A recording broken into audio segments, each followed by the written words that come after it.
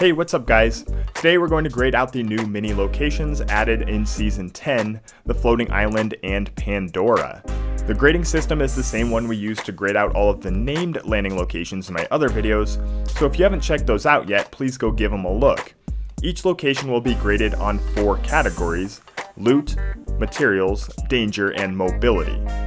If you like the video, please click that thumbs up and the big red button, and please let me know what you think of these new locations in the comments section below. The Floating Island was added in the 10.20 content update, and when the Rift Beacon appeared in Fatal Fields, I think most of us feared that yet another bad change was coming to Season 10, but thankfully it was just the Floating Island. This time around the island is changed and it will apparently move around the map in Season 10 and can be accessed using the low gravity vortex underneath it. Starting off with loot, there's a decent amount of loot up on the island, but it's pretty spread out and many of the chests are in exposed locations. There's a good amount of materials to farm up here, including wood, stone, and metal, though none of them are super quick to farm except the metal fencing by the shed. The island is new, so you'll likely have a lot of people landing here for now. However, because of the limited mobility overall in Season 10, I would expect that no matter where the island moves, you'll have a lot of company throughout the season. This is because the vortex is great for mobility, and that's something that's hard to come by this season. Overall, I would expect the Floating Island to be a solid place to land for the remainder of the season, especially in solo games.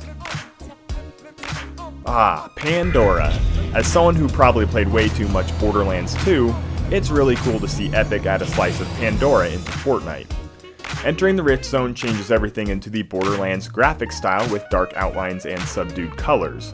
You also get 100 shields right off the bat, and as long as you remain inside Pandora, your shields recharge if you avoid damage for a couple of seconds. The loot in Pandora really isn't any better than when it was Westworld.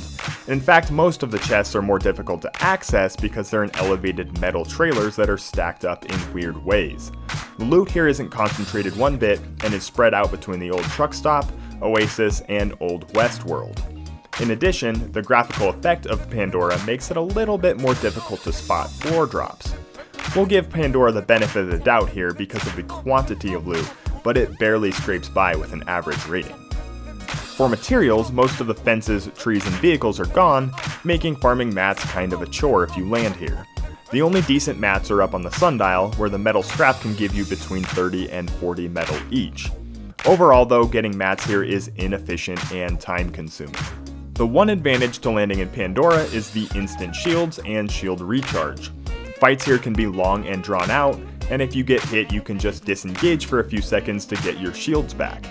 Given that it's a novelty zone, you'll likely have a few players to fight off here upon landing, but the shield recharge means you can disengage and always have a fair fight on your hands.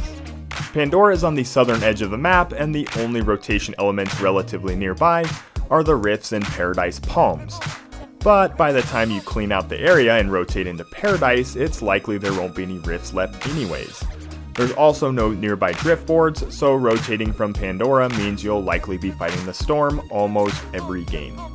As a whole though, Pandora just isn't a great place to land if you're focused on winning games. Yes, Borderlands is in Fortnite, and yes, it's kind of cool, but I probably won't be landing here anytime soon.